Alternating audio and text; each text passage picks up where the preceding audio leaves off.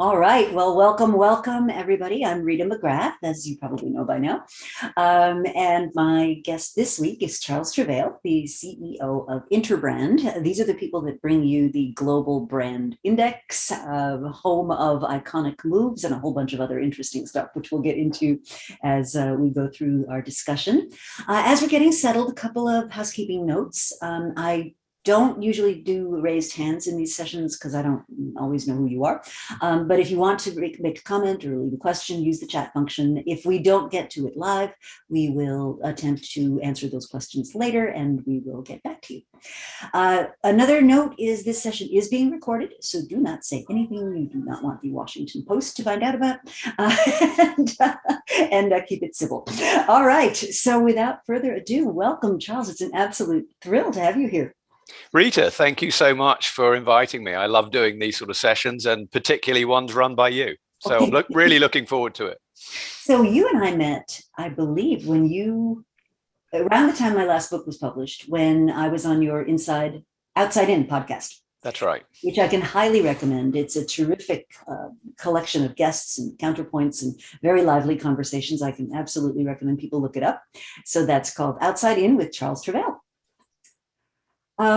So let's start with your entrepreneurial background, because I think that's a little unusual for a major CEO at a big brand agency.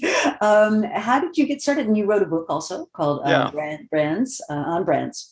So maybe tell us a little bit about that journey. So Rita, I had started work in, actually one of my early jobs was at WPP, which was, Martin Sorrell's business for so many years. And I worked there through, the 90s, and I was in branding in those days. And what I couldn't figure out is why some of the work that we recommended to clients seemed to do well and some didn't do well at all. And then I started working with a psychotherapist on some programs, and he had moved in to become a consumer psychologist, I guess, a researcher, and said, well, listen, I think we're doing branding programs the wrong way around. I think we're trying to work out what customers want, and we're not involving them in the branding programs. And actually we found was when we involved consumers and stakeholders in defining the answer for organizations, we got much better results. And so, frankly, I got a little bit bored with the brand consultancy sector in those days, which felt a bit like the ad agencies and all of those sort of businesses at the time that were, creatively driven, doing great work. In some cases, it was great fun. And so myself and this psychotherapist went out and started our own business, and we sort of planted our flag, and it was called Promise. And we thought we were going to do branding type work, but actually we didn't. We ended up doing innovation type work, because the team we started with were really the team that had worked with British Airways on creating the first flatbeds in business class. And that was done with customers, with their frequent flyers. So we co-created the answer. So we became not a branding agency, but a co-creation agency in many ways. So that was, it was great fun. It was quite successful. And then I think it was 2003, I sold it to Omnicom. We merged it into a business that at the time was called Communispace. We then renamed it C-Space. So C-Space and Interbrand now work very closely together. And I was asked to run Interbrand about 3.5 years ago. So, Omnicom keep asking me to do what a quite interesting job. So that's what I'm doing at the moment. But I guess I'm an entrepreneur at heart. I love the idea of creating things, and I'm not really a big company person. That's what always surprised me about you, which is, I think our first encounter, you turned up at Columbia with a producer guy and a microphone in a well-loved bag. Yeah. And I was expecting this sort of CEO entourage. No, they tolerate me. Rita. But I mean, there are obviously benefits working in a big organization as well. I mean, I think for those people who may be listening to this who are either entrepreneurs or have entrepreneurial aspirations, it can be a nightmare. I mean, it's very stressful. You're always worrying about money. have I got enough money to pay the staff? And if you take business seriously, as I do, success and failure are, a few months apart always. So it's pretty stressful doing it. And actually, there's many benefits being a kind of entrepreneur within a larger organization too. So I'm very happy where I am at the moment.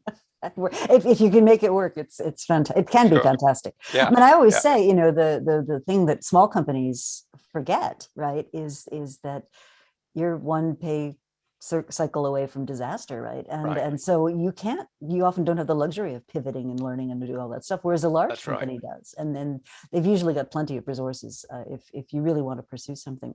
Yeah, and I think even just to build on that, the thing that I think people have recognized even through the last 12 months, it's been quite a hard time for new businesses. Yes. But the advantage that large businesses have, or one of the advantages, they have customers.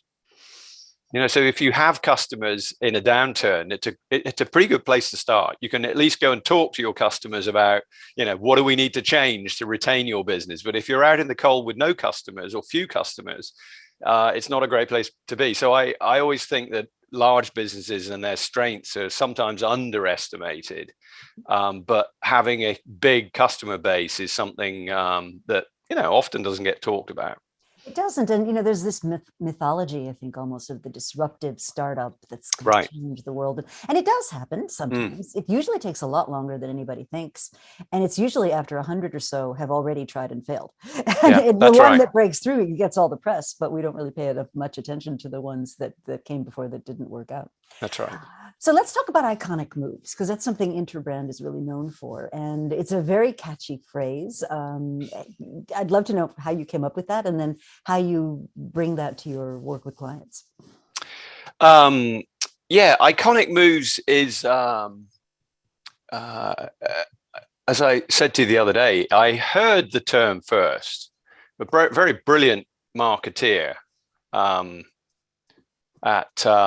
at McDonald's, who I was working with years and years ago. And, McDonald's wasn't necessarily known for its brilliant marketeers, but this chap was, I thought, absolutely outstanding. And I thought their best global marketeer. And I was sitting in a very large McDonald's marketing meeting with people from all over the world. And he was basically just saying, no, you're all wrong. We don't need to do this. All the things you're talking about are tactics. And in his French accent, he said, we need to do iconic moves. And I listened to him, and he was talking about things that were well beyond marketing. He was talking about moves that would, transform a sector, that would create, temporary monopolies in the way that, I don't know, the iPad did, or the flatbeds in business did at one point. It took, 10 years for people to catch up. And they all were rooted in, an unmet or a latent consumer desire or need that was discovered. Often they were extremely unpopular. We found that with these sort of moves that the resistance to change internally was usually a pretty good sign that we were onto something. Not always, but pretty, when you find resistance to change internally and you find customers asking for something, you're onto something there. And usually with an iconic move, the financial results are extraordinary. So we talk about iconic moves as not the only sort of moves that are important for organizations. We talk about, smaller moves in order to retain relevance. And all of the Interbrand data over the last 10 years has shown that relevance and responsiveness have been the two features of brands that have been the most critical. Many years ago, we used to talk about differentiation as being, the thing that the ad agencies and the branding consultants were always concerned about differentiation, but it was relevance and responsiveness that were absolutely critical in a fast changing environment that you, Rita, have written about so much.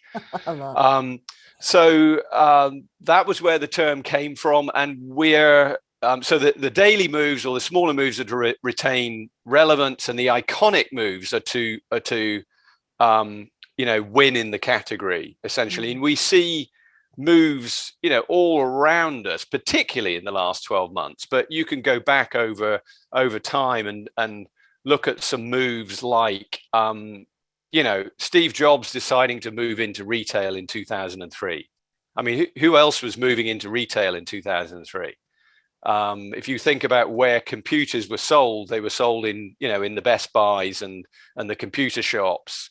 And he said, no, we can't sell our essentially luxury item in those environments. He was a brand guy, tech guy and a brand guy. He said, we have to create the environment in which to sell. So I think they invested about $8 billion around that time in retail. That was really an iconic move. They were moving in a very different direction from anyone else. Nowadays, you look at people like Amazon, iconic moves all over the place. But I'm particularly interested in the one into pharmacy.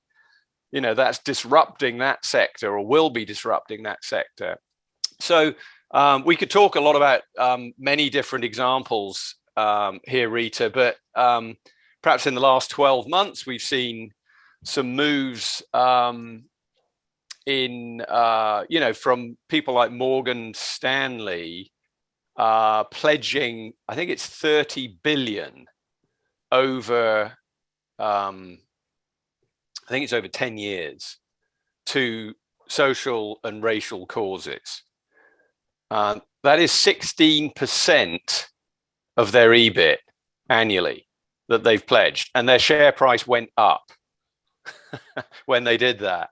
Well, one of the most interesting things about that move, which I have been tracking a bit, because of just the funding imbalance between women and minority-led companies. They've actually done the analysis, which shows, and I believe the number is close to $5 trillion of untapped growth that would be tappable, I guess is the word, if you were to fund those kinds of businesses. So in a way, it's if you have the courage of the convictions backed up by your research, that's an underexploited area.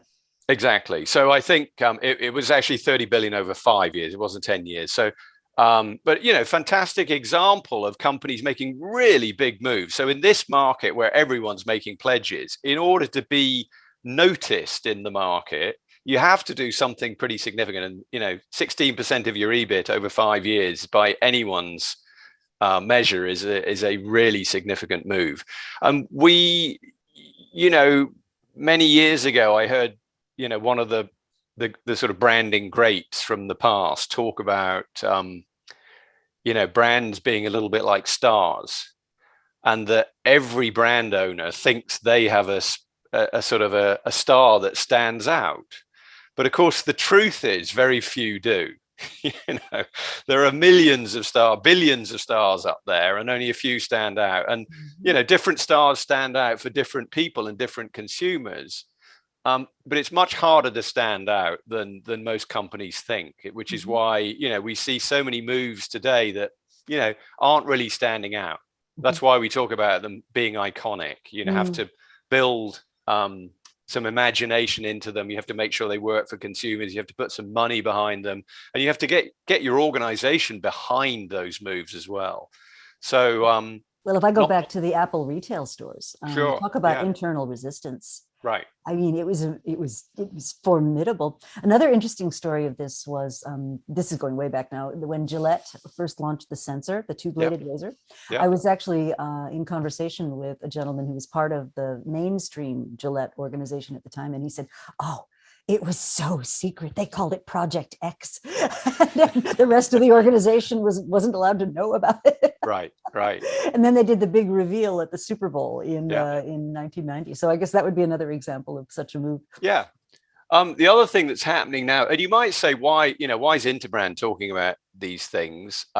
You're a branding agency, and it's partly because, we're saying to organizations, look, your brand is great, and you might need to do some work on your brand, but brands today, and this is what when I went out on my own to start a business, I had identified that brands are built through actions. They're built through behavior. They're built through culture. They're not built in the same way as they were, let's say, 20, 30 years ago, through communications. And we live in this world where, the gap between action and communication is if there is a gap, you're going to get found out. So you have to bring your actions and your communications together in a way that is quite different than the many of us grew up in. We grew up in a world where brand management was handled in the marketing department, and operations was over here, and retail was over there, and it was fine in those days. You used to advertise, get your brand out there, and then the delivery of the brand was handled by someone else. Just not like that anymore. Mm-hmm. The internet changed everything, and so it's now much more difficult to manage brands. It's a really, really complex profession or discipline that the CEO has to understand nowadays. That's really interesting. So one of the things I believe Interbrand does is the global index of the value of brands, the world's most valuable brands. What's that called again? It is the best global brands. Yeah, the most. Yes, I knew it had a tagline. Yeah. So what goes through your mind when you look at a decade or so of these lists and you see brands? Kodak would be, the archetypal example that I think it was at one point the second or third most valuable brand in the entire world. What happens when you see them kind of slipping off the list? What do you make of that? Yeah, I think some of it, Rita, just is, some of it is to do with what people are interested in, and Kodak and those little yellow boxes of film are not very, they were very interesting in a particular era before technology changed, but people are not very interested in them today. Gillette is probably another one. At a time, razors were interesting. They're not very interesting anymore. I think that category is really interesting because it gets to this point that you made earlier about relevance and responsiveness. Yes, so, the category is, that's true. 7 layers divorced from their end user, whereas that's right. Companies like Dollar Shave Club or Harry's or even Art of Shaving, if you go up the chain. And so a lot of those touch points are not owned by Gillette anymore. And they've sort of seen that evaporate from under them. That's a great irony, isn't it? The CPG companies, the consumer goods companies, in some ways are the ones who understand consumers least today. Well, because their direct consumers were always the retailers. That's correct. I always tell people, if you're working with a third-party broker, their interests and the interests of your end users may not be well aligned at all. Yeah. There's also a thought that unless you have the ID number of your client or your consumer, you're not really very customer focused. So I think one of the, not really to fully answer your question about the index, but we have seen companies that are in the subscription business, Rita, do very well. Mm-hmm. So the move for Adobe from being a product-led company to a subscription-led company is very well documented, but they continue to do well. Mm-hmm. Because there's an alignment of interest there. You can't have a successful subscription company unless you're serving your customer well on a daily basis, and that there's a fair value exchange between what you provide and what you pay. So I think subscription, and we've seen obviously the big iconic move from Disney Plus, and we've seen how successful that is. Incredibly brave move in many ways when you think of where they've come from to where they are today. Absolutely. So I think a lot of consumer goods companies are starting to have to think about, how do we get an ID number for our consumer? How do we get that data? And it's not just data, but the ID number is almost a sort of a symbol of commitment and exchange between the two, the consumer and the company themselves. So I think there's something interesting in that. Of course, the other thing that's changed in our rankings is just the role of technology companies. Mm-hmm. So the top 4 in those rankings, Apple, Amazon, Google, and Microsoft, actually represent 37% of the total value of the table, which is astonishing. Wow. And the methodology behind it is there's 3 parts to it. One is what we call a brand strength analysis. 2 is a role of brand analysis. So that's looking at how important the brand is within a category. So, for example, within the luxury goods sector, roller brand, very important. In, let's say, electricity, a more commoditized sector, roller brand, rather less important, or almost, or is unimportant. So that's the second calculation. And the third is looking at EBIT over a 5-year projections of EBIT. So, EBIT does play a role in this when you look at the growth of those technology companies in the categories, and it's partly why the Coca-Colas and the Gillettes and the Kodaks have been going down, because they're not seeing the growth, but technology companies are. Well, the technology companies also are much more embedded, in daily life. So you talk about responsiveness. Correct. You talk about relevance. Yep. There's not a day goes by where people aren't walking around with these supercomputers, and their lives are on those. So it's not, that wouldn't be surprising. Yeah, that's right. So we have a question from Frank about what are some differences and similarities between brand and organizational culture? Well, that is a really great question. The way we think about brand is, nowadays, at least, we have 3 main constructs behind a brand. First of all is the internal characteristics, and at Interbrand we now bucket those under leadership, the category, the sort of leadership stance that an organization has, of which will include its culture.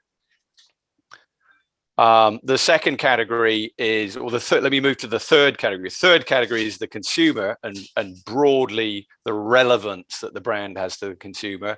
And then in the middle, second category is what we call engagement or interaction. So it's that balance between, how well does the organization bring, its leadership to a category to the consumer through interaction. So culture plays obviously a critical part, both in the brand leadership and the way in which that organization's culture is giving it a competitive advantage, and also in the interaction. So the way in which the organization interacts, the degree of empathy, curiosity that the organization has around the way it interacts. So absolutely critical part of the brand. And you've also seen that, I think, grow in the last 12 months, Rita, with COVID again. A lot of organizations have moved to saying our primary audience for the brand is our own people. That's become our primary audience. And, people like Richard Branson of Virgin and a few other brilliant leaders have always talked about their people being their most important their most important audience. And particularly if you're in a service industry, you look after your people look after your customers. So and we've seen organizations getting to think much more. In fact, we see examples of iconic moves that have started with internal audience. So Dan Schulman, the CEO of PayPal, was talking to me recently about their desire to make to create more financial fairness in the world. And he said we had to start with our own employees. We did a survey and we found that, I forget exactly what he calls this term, but the audience here can look it up, but it's like a fair wage or something like that. And he found at the end of a month, many of his employees only had very, very little disposable income at the end of it. So he has set a goal for disposable income for his employees at the end of the month and has increased salaries. And he was saying we don't pay people poorly, but we've increased salaries to try and create this fair wage. So he said before going outside and trying to do this, we needed to solve our own issues at home. So I think a lot of organizations, particularly around the issue of race, DE&I, etc., having to start at home to bring their own employees to feel part of their brand. Mhm. That's such an important point. One of the great references on this, of course, is Zeynep Ton, who is a professor at MIT, runs an organization called the Good Jobs Institute, and I'm a huge fan and supporter of what she's doing. And what's interesting to me about Zeynep's work is that she doesn't come from the people side of things. She comes from operations. Right. And what she has found, and it was a puzzle for her, because she found that even in really razor thin margin kind of sectors like grocery retailing, that there were some companies that were just totally outperforming. And what she found was that when you combine this sort of high commitment, high training, good jobs workforce with excellent operations, that's when you get the performance enhancement. And so a lot of people misread her work as saying, oh, just raise everybody's wages. And that's not what she says at all. It's combining the two.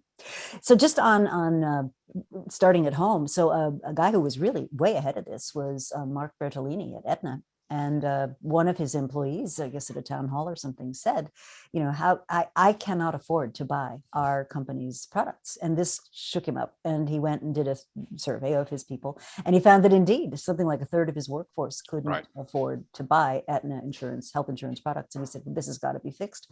And so this is years ago. And he raised the floor to $15 an hour and then, went up from there. And the howling and the outrage and the how can this possibly happen? And yet Aetna's results steadily improved. But by the time he stepped aside as part of their merger, it was considered one of the most iconic of the healthcare companies in a sector which is not widely beloved. And I think it's an interesting example. He seems to be way ahead of that particular curve. Yeah. Another example, Rita, was, in the UK, we work for Tesco. For those who are not in the UK, it's the biggest UK retailer. I think it's number 5 or 6 in grocery worldwide. And we started working for them because the simple issue, they said not enough of our staff shop at Tesco. And so, so the goal was, how do we get more Tesco staff shopping at Tesco? It's not a great endorsement for your product if your own frontline staff are shopping somewhere else. Yeah. And so, I think PayPal also said we really just started by having our own people realize how complicated financial services was, other people's financial services, but even in some cases their own. So they basically have all of their people use their own products. It's a really simple, it's a simple thing. You can do all the market research and all the, the strategy consulting and whatever else you want to do. But if your own people are not, using your own product and saying it's great and learning from that, it's just such a simple thing. Well, and giving everybody else feedback. That's right. One of the examples I use a lot is how easy it is for people at a senior level to get really cut off from what ordinary people are experiencing. So, CEOs of car companies don't ever have to go to a dealership and buy a car. No, they get a new one brought to them every 2 months, right? Yeah. One of my favorite examples was years ago. I was doing some work for Nokia in Finland. And I asked a group of some of their younger leaders, well, what's the experience like when you go into a phone store? And they looked at me with a blank look and they said, well, we don't ever go to phone stores. I said, what? They said, no, R&D sends us the phones and we try them out and we give them feedback on the features and the functions and everything else. I said, hang on, I go to phone stores and I'm here to tell you where you guys had this much of the store. Now you've got this much of the store. And I bet you the same time, when I come back here next year, you're going to have this much of the store and you don't even see it. And normally I'm not very directive when I work with companies, but I took the liberty of writing to the division head at the time, the mobile unit at the time. I said, I'm going to give you a piece of advice. Have those people shop in stores. Right. Yeah. There's a, if you'll indulge me, Rita, I'll tell you another story that's along similar lines. I won't mention the airline that it was, but I was working in the airline sector. It was a little while ago now, but we were trying to reinvent the customer experience for this particular airline. And one of the ideas that one of the executives came up with, and they'd come from the hotel industry, and it was a good idea. They said, let's rather than wake people up on the plane when they're flying transatlantic, let's have a wonderful buffet at the other end, like a 5-star restaurant buffet. They can come in and they can have breakfast and they can, sit there while they're waiting for their luggage. It had many really quite smart parts to it. But when we put that idea to people who flew at the back of the plane, they said, that's a really, really terrible idea. And they said, whoever came up with that idea, and it was a senior executive at the airline, has obviously never flown in the back of the plane. And they said, the reason is, they said, the only thing we look forward to is when that rather measly breakfast arrives about an hour before we land, because there is nothing much to do in the back. I mean, it was probably even there's decent entertainment now, but they said, we just look forward to something arriving when we're on the plane. If you take that away and make us eat it on the ground. So they did actually say that must have come from someone who flies at the front of the plane and sleeps very happily the whole way across the Atlantic. And we were able to go back to the executive and say, and he did laugh and said, yeah, that's true. I'm very rarely flying back there. I find that all the time. And the flip side applies as well. So, you know, Right. the stories about like Ingvar Kamprad, who was the CEO and founder and CEO of IKEA. I mean, legendary, right? He would always wait at the back of the line while everybody else had the buffet first. He would know like the price and the sourcing and the dimensions of every oddly named piece of furniture in the store, and you better know it too. And he would do legends about him driving around looking for a hotel room that was 5 Deutschmarks cheaper, you know, that kind of thing. Yeah. And I do think leaders set the tone in that way. Yeah. So something I know you and I have been kind of working on is and it really does go with the brand conversation, because I think for a long time, certainly in strategy, I would imagine the same is true in marketing, industry was considered to be everything. So if you were in the soap powder industry, laundry detergent, and your competition was other laundry detergent people and so forth. And I've really moved away from that idea towards something that I talk about as arenas, which is, you know, a set of customer needs that or jobs to be done is actually, I borrowed Clayton Christensen's phrase to talk about that. But you've got this set of jobs to be done. And there's a lot of ways those jobs can get done, including doing absolutely nothing, which I think people forget. Your most significant competition is the decision on the side of the end customer to do nothing at all. So I know you've been thinking about this a little bit with your work at Interbrand. Maybe talk a little bit about how you're sort of making that real in your company, because I think people love the idea, but then they're like, well, how do I do this? Because I have industry associations, right? I have industry guidebooks, I have industry publications, I have industry certifications, and it's all sort of connected to that idea. And yet the reality is that matters less and less. Yeah. Well, Rita, you're the queen of this idea, because and we've in the way you have borrowed jobs to be done from Clay Christensen, we've borrowed arenas from you. So I want to fully credit you with that. And actually, you're thinking on, just going back a bit further, you're thinking on the end of competitive advantage. I think I've got the terminology right there. Has influenced our thinking significantly on and we'd called it the end of positioning, as you know it.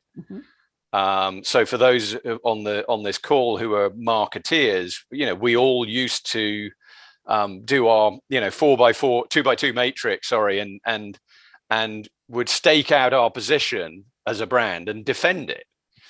Well, that was an advertising type concept. That was a concept that would say we're going to have a positioning and we're going to use all the tactics we can use to defend that rather static position. And it's not to say that one still doesn't need some sort of positioning statement or ambition statement for the brand that stakes out the position you want to own, but it's much more fluid now. So we're talking, more about building an ambition for a brand with objectives, with a trajectory, and with moves that, rather like sailing a boat, you'll decide where you want to get to, and the wind changes all the time, so you need to tack and maneuver. And so we're advising brands that they need to move to operate much more in that way than in the static way that the more the less dynamic environment led to in the past. So and that then brought us into the arenas thinking that you really introduced us to. And had us think about, the brand work we were doing. And, often clients come to us and say, well, we want you to think outside of the category. But too often, we're still getting organizations that say, well, here are our 3 competitors. And so, it's very easy for consultants to say, okay, well, those are the three, and this is how to position yourselves against those three, and we move on. But what we're now doing is we've created 6 different arenas, and this is quite new. We're just going live with the first one very soon, and we've chosen the arena we've called Play. So we've taken very consumer ideas in the for airlines, trains, planes, and automobiles. We called it Play, Move, and we've got various other categories.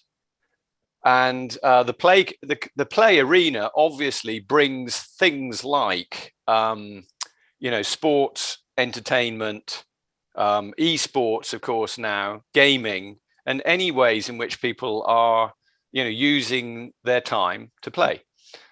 So it's already proving very helpful to start to advise clients to think rather more broadly around the jobs that need to be done for consumers in the play arena. Mm-hmm. I think the other thing I would mention that running a consultancy, and Interbrand has got a business called C-Space within it that is we call it a customer agency. So that starts to look at the world from the outside in, and Interbrand tends to look at the world from the inside out. So we bring those two sets of skills together. What I would say is, amongst the hundreds of people we employ around the world, one of the most powerful things that this has done is unlocked people's energy and passion around certain issues and certain things. So within our Play collective, as we've called it, we've got people who are absolutely fanatical gamers, others who are into esports, others who are into soccer, tennis, entertainment, also. And we put them all together, and they're working together on points of view. They're pitching business together. And, in an organization like ours, which has got 20 or more offices around the world, particularly in this environment as well, it's allowed these teams to operate very powerfully at a global level. So it's not that the local offices aren't important, but people find it really inspiring to be discussing things with people in Sydney, Tokyo, Mumbai, Sao Paulo, and half a dozen other cities that enable us to move really fast around particular issues and compare notes and exchange ideas. So we really love the concept, Rita, and we think it's so much more powerful than thinking about sectors alone. So much more relevant. The other thing I really like about what you're doing and the way that you're going about it is you're creating this natural horizontal conversation. Correct, which yeah. A lot of companies struggle with that. And not right. Just companies, and not-for-profits have the same issue. Yep. I mean, a lot of human organizations, once you've got your boundaries defined, getting across them is really hard. And so I think this idea of a collective is really interesting thinking. And, with an agency, all your assets go home at the end of the day, right? So, yeah, that's right. That's so you can move very quickly, right? Yeah, and I think my job as the leader is to take our assets and utilize them in the best way. Motivate our people, which I think this does, and utilize the assets in the most powerful way to our clients. And if we just work down geographical lines, we're not doing that. There's no way we can have the level of expertise, for example, on Play in any one of our offices. Right. Whereas when we look at it around the world, we both bring a global perspective and much more expertise. Mm-hmm. I just love that idea because so many companies really struggle with that. So what are the big changes for your company and for your clients in the pandemic? And what do you think is going to start to evolve as we get through it? I'm sure you get asked this all the time. I get asked it all the time. Everybody wants to know. Yeah. What would I say about? I mean, so much has changed, hasn't it, Rita? It really has. The big changes for us. Let me start with us because it's easy for me. Easy for me to talk about that. Is that we moved very quickly to being able to operate virtually. And in fact, there are many advantages for us operating virtually. We've just spoken about one, getting people globally, on these sort of calls. We feel closer to our clients. So the geographic boundaries have disappeared.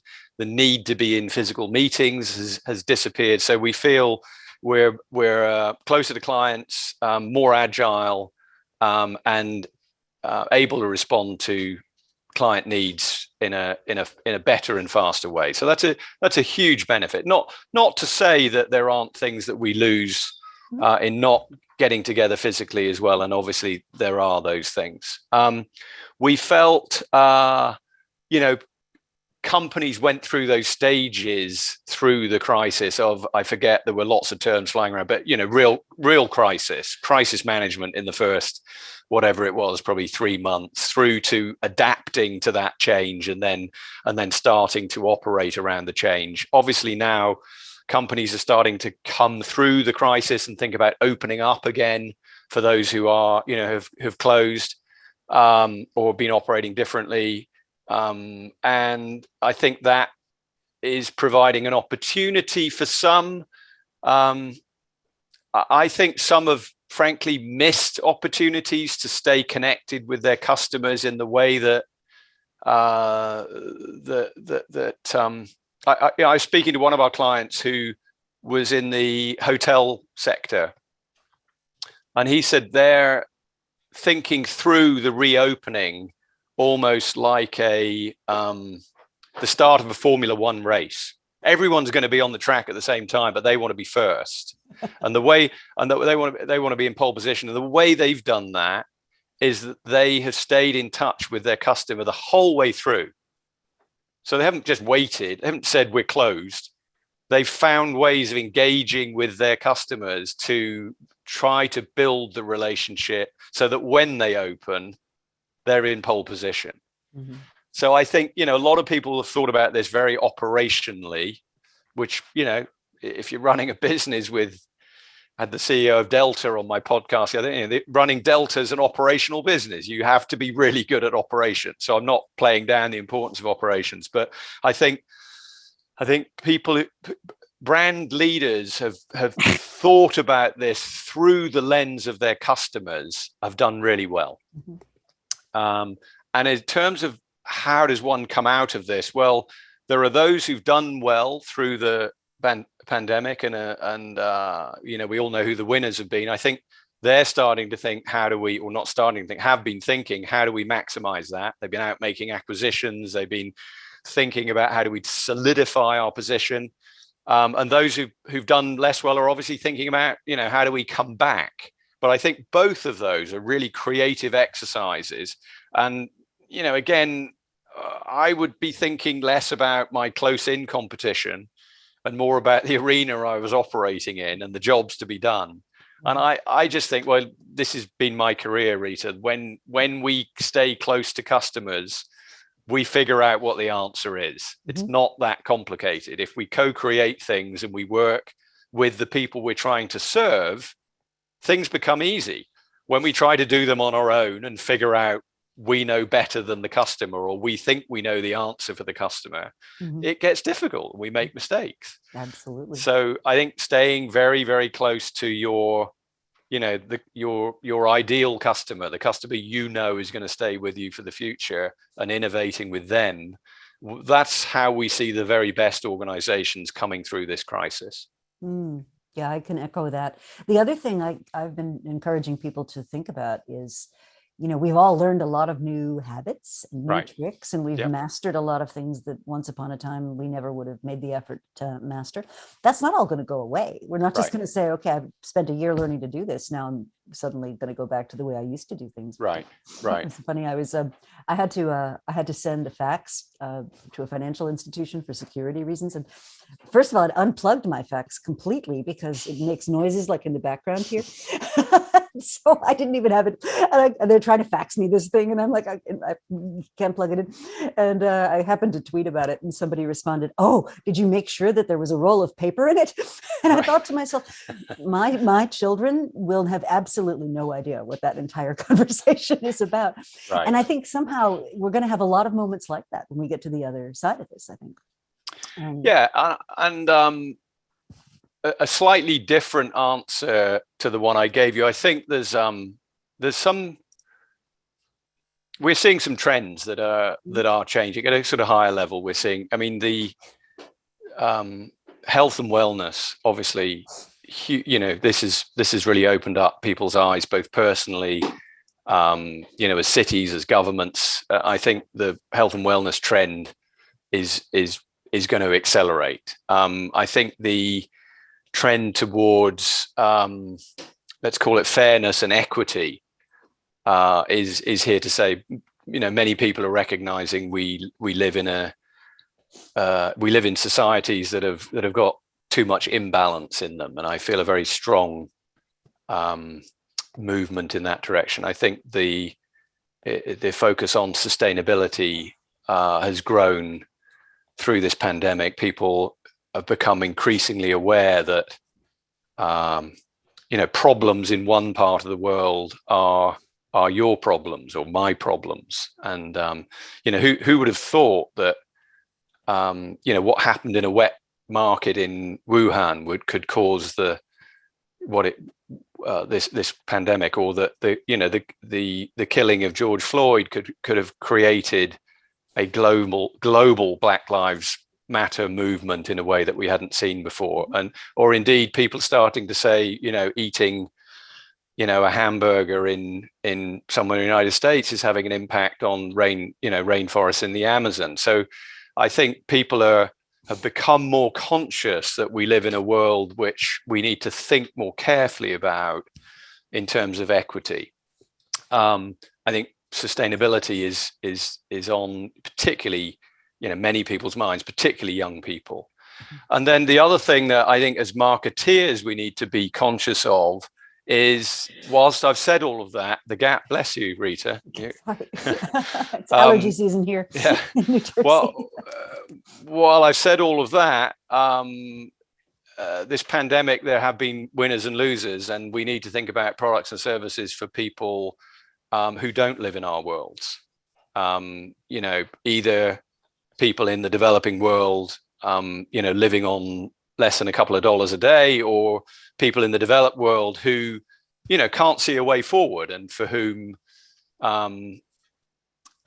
many of the products and services some of us take for granted are not available to all. So I think the smart marketeers will be the ones who think about some of those issues, as well as thinking about what the next product for Manhattan or San Francisco or dare I say Shanghai or London might be, but they start to think about products and services for everyone. Mm-hmm. One of the two interesting trends that I've noticed as well are under the umbrella of physical wellness is the increasing acceptability of talking about mental health. Yep. That never used to be discussable in right. any way, That's shape, right. or form. And now people are saying, this is tough. And a lot of people really are struggling. So Lenny Mendonca, who's a legend from McKinsey and had been trying to help San Francisco figure out its issues, found himself just working nonstop, and eventually he fell into a deep depression, and he was very open about writing about it.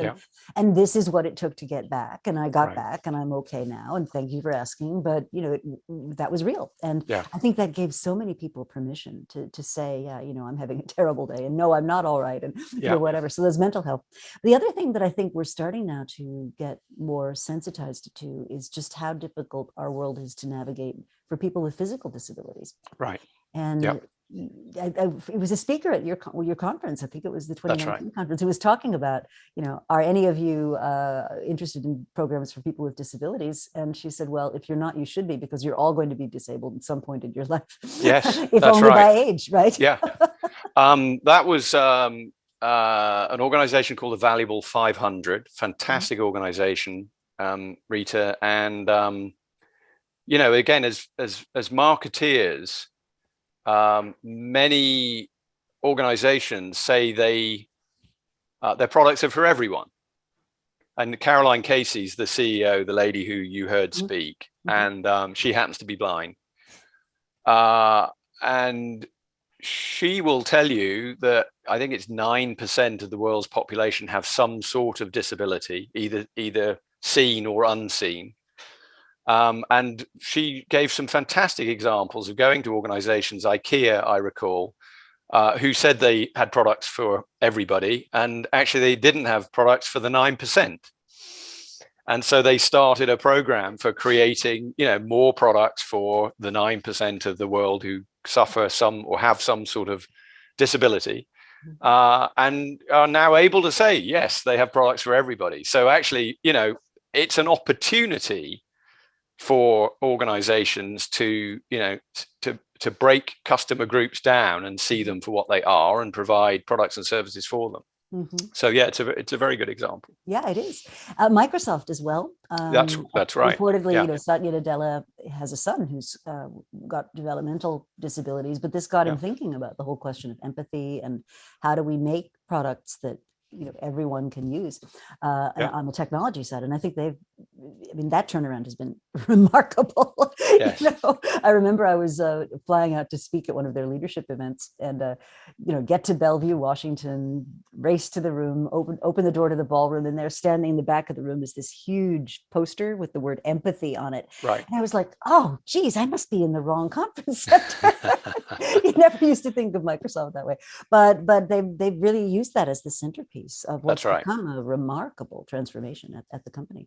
Yeah, they've become a listening organization. I mean, you would have never said that Microsoft 10 years ago were listening. They were a aggressive sales organization, and they're a client of ours. We've done a lot of work with them, and I didn't even know that. Yeah, and they, their central brand idea is around empowerment, and they are really good at partnering with other organizations and listening with consumers nowadays. So, tremendous turnaround in that business. It is really amazing.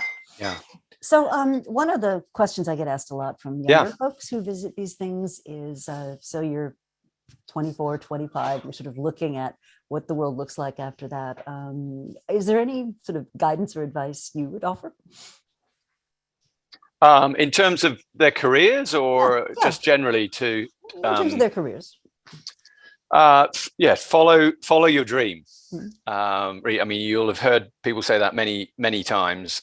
Follow your dream, and which is what I've done. I've never got a job through a headhunter or through formal means. I've built relationships, and doors have opened in ways that have been remarkable. So follow your dream, work hard, persistence pays. Brilliance, is I would say overrated. And learn something from every encounter and every opportunity. I'll tell you a very, very quick story about my first boss, Rita. He was a real detail guy. He used to work for The Economist, and he was a marketing director at this firm I worked for. And in those days, I used to have to do things like write direct mail letters and stuff like that. And he would always. Did you fax them? Well, I probably did. Yeah, probably. Showing my age. Anyway, he would always pick me up on my grammar and my spelling. I happen to be dyslexic when we were talking about, disabilities, but I'm pretty severely dyslexic. So I found it really hard writing, and I didn't until I had a daughter I wasn't really sure what my problem was. I just knew I was a terrible speller and got telephone numbers the wrong way around and all of those sort of things. But at the time, I got quite angry with this guy and sort of thought, well, he doesn't have any of the ideas I have. He doesn't have any. He's got no inspiration, and So what I learned though was that you have to meet people where they are, and he taught me the importance of detail. And so I learned detail from him. I learned relationships from someone else. I learned strategy from someone else. So learn wherever you are. Try and learn from the person you're working for, and recognize that in order to succeed with them, you have to work to their agenda, not yours. And that taught me a little while to figure that out. Being a fairly headstrong youngster during my 20s, I had to learn a little humility that it was not what I thought, it was what they thought I was capable of. And once you deal with that, suddenly doors sort of open all around you. So, I mean, many other lessons, but that's one that stands out for me. I think that's really powerful. So where do people go to learn more? They go to the Interbrand website. Clearly. Sure. You can tune into your podcast. One of our listeners has posted some links into that podcast, which is amazing. You've got amazing guests and amazing conversations.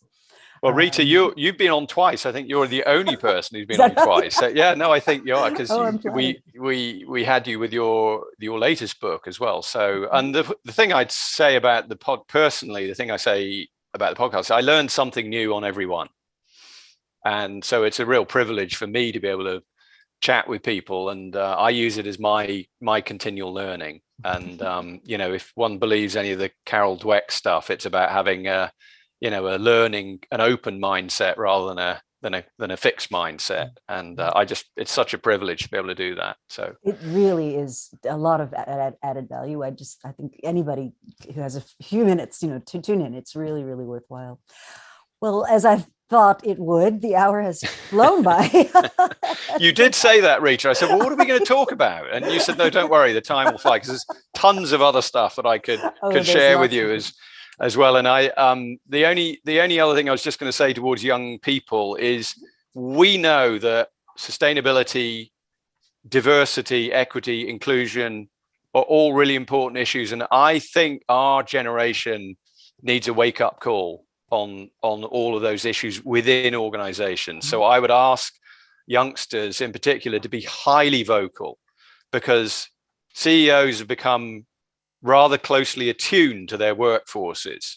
So if you're feeling strongly about an issue, what I would say is speak up. And I see organizations having to operate more like political organizations in future than they've ever done in the past. We've been able to sort of push these issues aside and say, no, we're a corporation. We're here to do the X, Y, and Z. We're not here to have call it political or quasi-political stance on issues. And I think values in organizations, if young people want a great working life, they need to feel they're working for an organization that they feel proud to work for and is doing great work. So I would ask all your youngsters who are listening to speak up on all of these issues and not feel afraid in any sense that they're not doing the right thing within the organization. Leaders want people to speak up.